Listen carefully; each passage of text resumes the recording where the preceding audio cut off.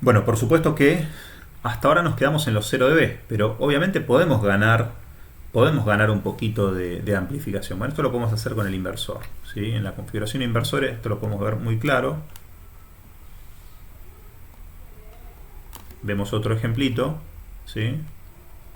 ¿Sí? Y analizamos un circuito en configuración inversor, que es algo elemental y que ustedes en el TP1 ya lo hicieron. Entonces, en la configuración inversora, recuerden que tienen la pata masa a tierra, ¿sí? Y básicamente la entrada la inyectan a través de la pata inversora. ¿Sí? En la pata inversora, ¿sí? Ustedes pueden llamar a esto R1 y R2, que es la notación habitual. Tenemos BU, BI y BO. Y nuevamente, acá obviamente vamos a empezar con un planteo del amplificador ideal y después lo tratamos de llevar un poco más al modelo del integrador, ¿ok? Entonces, en el modelo del op-amp ideal ya partimos de la asunción de que está fuertemente realimentado, ¿sí? Es decir, que esta BO se vuelve a inyectar acá a través de R2 de la forma adecuada, lo cual en este sentido casi nadie puede poner en duda, porque justamente el terminal positivo está masa, ¿sí? Por lo tanto, es bastante razonable pensar que este potencial también es el de tierra. Y esto es algo que a ustedes los suele confundir mucho, pensando que eso es tierra virtual. No lo es. Lo que hay que entender es que el potencial inversor y no inversor están al mismo potencial. En este caso, como el potencial no inversor está forzado galvánicamente a masa, podemos decir que el potencial menos sigue al potencial más, ¿sí? de la pata de la entrada del op-amp. Pero no podemos decir que justamente esto es tierra, ¿sí? Ojo. Vamos a borrarlo para que no se confundan. Entonces, si hacemos esa salvedad y decimos que justamente este punto es de tierra, vamos a llamarlo un punto, un potencial que en principio no lo conocemos, que es Bx. Vamos a decir que Bx, ¿sí? Mejor dicho, que la salida va a ser igual a ADS por, ¿qué cosa? 0, dado que el no inversor está forzado a masa, menos Bx, que es un potencial que desconocemos en principio, ¿sí? Y esto, justamente, discúlpenme que me están gritando en la entrada de casa y me estaba distrayendo un poquito. Y esto que tenemos acá, justamente, después lo vamos a simplificar como diciendo que justamente la forma que veo puede ser estable, ¿se acuerdan de este planteo? La forma que veo puede ser algo estable va a ser solamente cuando esto sea muy alto y este potencial sea el mismo que esto, es decir, que Bx, ¿sí? Necesariamente sea aproximadamente o asintóticamente igual, que es la forma de decirlo, asintóticamente igual a 0, ¿sí? Cuando decimos esto, ¿sí? Que Bx es asintóticamente igual a 0 y que para el análisis lo vamos a considerar igual a 0, ¿sí? En nuestra modelización ideal y fuertemente realimentado negativamente, vamos a poder decir justamente que la corriente que impone BI en este resistor, ¿sí? Va a ser necesariamente el mismo que el que se impone sobre este otro resistor, dado que justamente por acá no hay capacidad de derivar corriente, dado que esta necesariamente tiene que ser igual a 0 por las restricciones de la impedancia de entrada de cada del amplificador operacional. Entonces, si esta corriente es la misma que esta, bueno, esto determina una relación que va a estar atada, ¿no? Atada de esta forma. Es decir, BI, ¿sí? Esta corriente a qué va a ser igual a la diferencia de potencial que va a haber entre este resistor, ¿sí? Dividido el propio resistor por el ley de Ohm. Debido a que este es igual a 0, lo que tengo es que BI menos 0, por esto que dijimos acá antes, ¿no?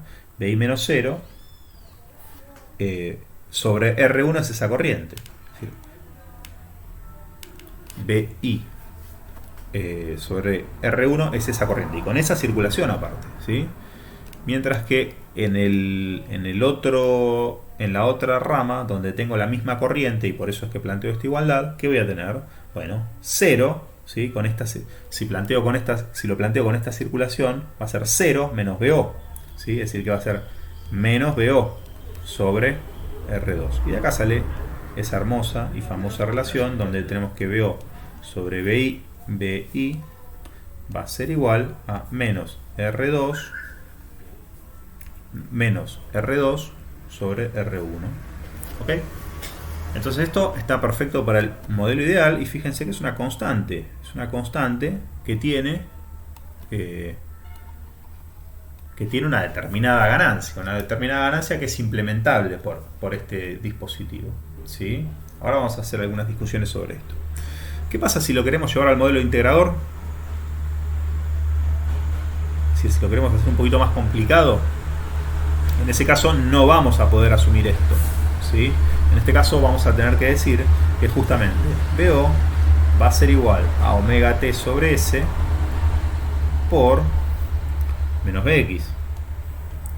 Bueno, muy bien, entonces enchufamos nuestro modelo de integrador en esta ecuación y ahora ya no tenemos más, no podemos dejar de lado a Bx. Ahora Bx la tenemos que contemplar. Bueno, muy bien, entonces vamos a plantear el modelo del integrador, vamos a llevarlo para acá abajo, que nos va a llevar un poquito más de tiempo. Integrador, ok, y vamos a tener que justamente honrar esta expresión que tenemos acá, ¿no? Que BO, ¿sí? Que BO va a ser ADS por menos Bx, ¿sí? Entonces, vamos a ver las restricciones que tenemos. Es decir, habíamos dicho que BO va a ser ADS por menos Bx, ¿sí? Y después vamos a empezar a tratar de dejar este análisis así más de la idioma. Vamos a tratar de hacer un análisis un poquito más más que tenga que ver con los métodos sistemáticos, como el método de nodos. ¿Sí? Vamos a ver que justamente tiene más sentido encontrar los nodos que son los importantes, ¿sí? Para determinar el comportamiento del circuito. En este caso, fíjense que el nodo más importante para determinar el comportamiento del circuito es este nodo que tenemos acá. ¿Sí? Este nodo que tenemos acá. Fíjense que cualquier otro nodo que planteemos no tiene mucho sentido. Primero, este nodo no podríamos plantearlo primero porque desconocemos esta corriente. ¿Sí? Y este nodo no tiene sentido tampoco porque justamente es una de las variables independientes. Por lo tanto, el único nodo que nos queda disponible para sacar información de esta red es este que tenemos acá. Entonces, si esto lo pensamos como que justamente Bx va a ser igual a menos BO sobre ADS, lo cual tiene mucho sentido, ¿sí? Cuando planteemos ese nodo que tiene ese potencial, BO sobre ADS, lo que estaríamos diciendo es que justamente, fíjense, BO sobre ADS menos BO sobre ADS, que es este potencial, que es el que acabamos de justificar por qué íbamos a analizar, va a ser G1, recuerden que G1 es 1 sobre R1, nada más que ahora como seguimos el método sistemático de nodos, recuerden que son las admitancias que tributan corriente a cada nodo en cuestión, ¿no? G1 más G2, ¿sí? Es decir, BO menos BO sobre ADS sobre ADS por todas las admitancias que tributan, menos, ¿sí? Menos los potenciales, ¿sí? De las admitancias que hay entre las admitancias que hay entre el nodo bajo análisis, ¿sí? Y todos los que lo rodean, todos los nodos adyacentes, digamos, ¿no? En este caso tenemos BI por G1 menos BO por G2, ¿correcto? Y dado que no hay ningún generador de tensión, decimos que eso, ningún generador de corriente, decimos que eso es igual a 0, ¿sí? Por supuesto que esta otra corriente es ignorada, ¿no? Porque ya la asumimos 0 por las condiciones del operacional ideal, ¿sí? Muy bien, que eso lo seguimos respetando. Listo, entonces justamente fíjense que acá tenemos BO, BI y todos los otros parámetros circuitales, por lo tanto tenemos que justamente derivar BO en función de BI. Y para hacer eso, lo mismo de siempre. Sacamos factor común, menos BO sobre ADS, ¿sí? Por G1 más G2. Y en este caso vamos a poner más G2 lo podemos ya sacar factor común porque acá lo vamos a tener de nuevo, nada más que en este caso amplificado por A, es decir, por 1 más ADS. ¿Ok? G2 por 1 más ADS, correcto.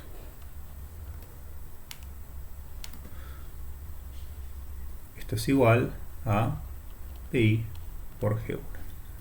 ¿Ok? Por lo tanto, BO sobre PI va a ser igual a menos ADS por G1 sobre G1 más G2 por 1 más ADS. ¿Correcto? Bien. Entonces, ¿qué podemos hacer acá?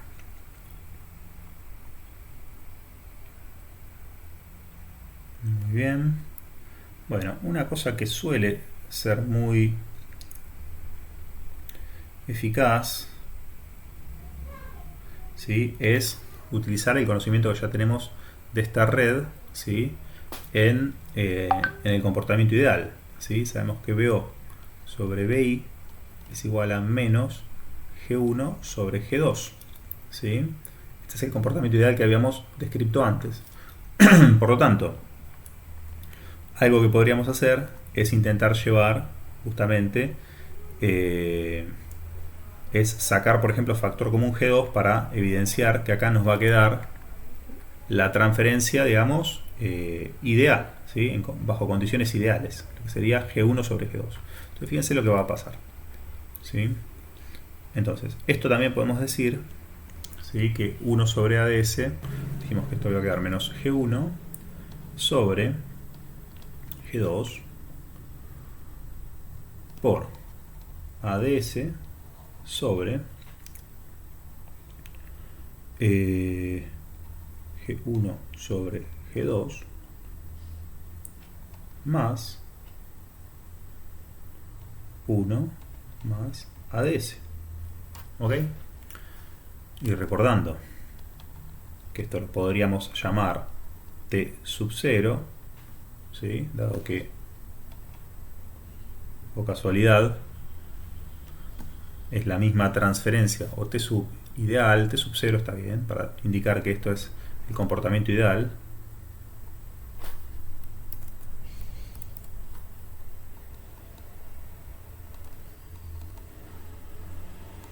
Como inversor, como amplificador inversor. ¿Sí? Lo que podemos ver es que BO sobre BI es igual a, perdón, esto es menos T0, ¿no? Esto incluye esto. Dado que es el comportamiento ideal, incluye el signo. ¿Sí? Entonces acá vamos a tener T0 por ADS sobre 1 más ADS menos T0, porque este justamente no tiene incluido el signo. ¿Ok? Entonces, ¿qué pasa si ahora ADS enchufamos el modelo integrador? Es decir, si ADS ahora es omega t sobre S, ¿sí?, nuestro modelo integrador de OPAMP. Bueno, lo que vamos a tener es que BO sobre BI va a ser igual a T0 por omega t sobre S por 1 más omega t sobre S menos T0. ¿Sí? Y esto es igual a T0 por omega t sobre S más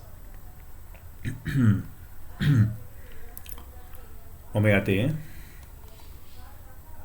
menos S por 1 menos T0, ¿no? S por 1 menos T0 mejor más omega T. Ahí me gusta más. Y esto es igual, reordenando un poquito, a T0 sobre, T0 lo dejamos de forma mónica, es decir que esto sale afuera, por 1 sobre 1 menos T0, ¿sí? Por omega T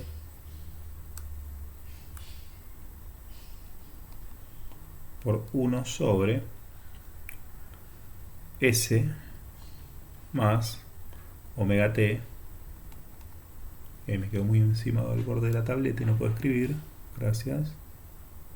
Vamos a reescribir esto mejor.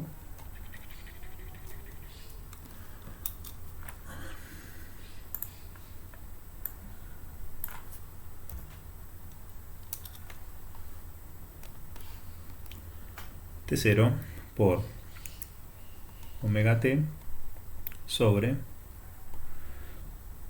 1 menos T0 sobre S más omega T sobre 1 menos T0. Recuerden que T0 está definido como menos G1 sobre G2. ¿Ok? Por lo tanto, si analizamos esto que tenemos acá, ¿sí? Si analizamos esta transferencia que tenemos acá, vamos a tratar de pasarlo a un esquema de Bode, donde tenemos claramente un comportamiento ideal y un comportamiento no ideal, o mejor dicho, un comportamiento real. Justamente el comportamiento real surge del modelo, en realidad no me gusta tanto real, vamos a sacarlo, un comportamiento dado por el modelo integrador. ¿Ok? Y el comportamiento del modelo integrador justamente es el que va a hacer que justamente este amplificador inversor no se comporte como tal durante todo el ancho de banda, sino que exhiba un comportamiento pasa abajo a partir de cierto momento, dado que este dispositivo no puede comportarse de esa manera por todo el ancho de banda. Vamos a hacer una esquemita lo mejor que podamos. Ok. Omega, vamos a poner por acá omega T, ¿sí? Y vamos a recordar algunas cositas. Vamos a hacer por acá arriba, recuerden que esto es el A0, es decir, la ganancia a lazo abierto del OPAMP. Recuerden que este OPAMP disminuye su ganancia a 20 dB por década a medida que sube la frecuencia. Cuando llegamos al omega T, necesariamente ahí encuentra su 0 dB, como ya hemos mostrado un poquito antes. Y lo que tenemos acá es justamente que diferenciar nuestro modelo ideal, ¿sí? Que justamente tiene su ganancia 0 por todo el ancho de banda, ¿sí? El comportamiento ideal, del comportamiento que vamos a manifestar ahora, ¿sí? Este es el comportamiento ideal del OPAMP. Si el OPAMP se comporta así, ciertamente lo que nosotros vamos a esperar es que justamente el comportamiento del amplificador inversor sea el ideal por todo el ancho de banda también, que va a depender justamente de R2 sobre R1 o de G1 sobre G2, ¿sí? Eso va a estar dictaminado por una determinada ganancia, ¿sí? Esta ganancia que tenemos acá, ¿sí? Va a estar dada por 20 logaritmo de R2 sobre R1, ¿sí? Pero que se vea eso. Vamos a escribirlo en naranja. R2 sobre R1, ¿sí? 20 logaritmo. ¿sí? Luego, la pregunta es, bueno, este comportamiento ideal sabemos que, que de alguna forma tiene que estar matizado por el comportamiento real del amplificador operacional. Bueno, a ver, este comportamiento vamos a ver cómo es que sucede. Vamos a tratar de hacer los mismos análisis que hicimos antes, ¿sí? ¿Dónde está la zona de fuerte realimentación? ¿Dónde está la zona de no tan fuerte realimentación? ¿Y dónde está la zona de baja realimentación, en consecuencia donde ya el comportamiento del dispositivo es el que gobierna? Bueno, la zona ideal ya vemos dónde está, este 0, y es esto justamente que acabamos de mostrar acá. Esto que tenemos acá en celeste, que yo lo pongo en naranja, pues no sé si será bien, es justamente T0, ¿sí? T0 en dB, ¿sí? T0 en dB es 20 logaritmo de R2 sobre R1, que es esto que tenemos acá. En módulo, ¿sí? No importa el signo. Bien. Sin embargo, lo que hay que decir es que justamente el comportamiento del modelo de integrador va a imponer un polo, ¿sí? Donde un poco antes, ¿sí? Un poco antes de omega t. ¿Cuánto antes? Bueno, cuánto antes va a depender justamente de G2, de G1 sobre G2 o de R2 sobre R1. ¿Por qué? Porque recuerden que esto se va a sumar, ¿sí? Y esto va a ser un número tan grande como tan grande sea la amplificación que yo le esté pidiendo. Es decir, que a mayor amplificación, antes va a terminar, ¿sí? Ese comportamiento como amplificador. Es decir, que a medida que yo suba la ganancia, ese polo va a llegar antes, ¿sí? Este polo va a estar antes, ¿sí? Recuerden que este polo va a estar en omega t sobre 1 más R1 sobre R2. ¿Y qué es ese lugar? Bueno, ese lugar va a ser justamente esta intersección, ¿sí? Esto va a ser omega t sobre 1 más R2 sobre R1. ¿Ok? ¿Y cómo sé que es esto? Bueno, les dejo a ustedes para que hagan las cuentitas, ¿sí? Pero básicamente lo que tienen que ver es que justamente lo que venimos insistiendo antes, a medida que nosotros a nuestro amplificador le pedimos más ganancia, nuestro dispositivo va a ser capaz de proveerla en tanto y en cuanto el producto o ganancia por ancho de banda se mantenga constante. Es decir, ¿eso qué implicancia tiene? Bueno, que si nosotros pedimos una T0 sub 2 más elevada, en consecuencia vamos a estar desplazándonos hacia otra zona, ¿sí? Pero eso significa que este polo, ¿sí?, te va a quedar mucho antes. ¿Por qué? Porque este cociente va a ser más grande también, ¿sí? Este cociente va a ser más grande y te va a llevar esta omega de corte a un punto que seguramente va a coincidir con estas coordenadas de omega, ¿ok? En consecuencia, lo que va a estar garantizando es que el área bajo este rectángulo o bajo este trapecio sea exactamente el mismo, ¿sí? Esta es una forma de entenderlo, justamente manteniendo el producto ancho de banda, ¿sí? Otra forma de entenderlo es con los conceptos de realimentación que venimos usando, ¿sí? Esta red va a estar fuertemente realimentado en una zona que va a estar por acá, ¿sí? En una zona que va a estar por acá, un tanto antes, ¿sí? Un tanto antes de llegar, ¿sí? Un tanto antes de llegar a la localización del polo, ¿sí? Y un tanto después, ¿sí? Un tanto después, nuestro sistema va a seguir el comportamiento del amplificador, ¿sí? Del amplificador operacional.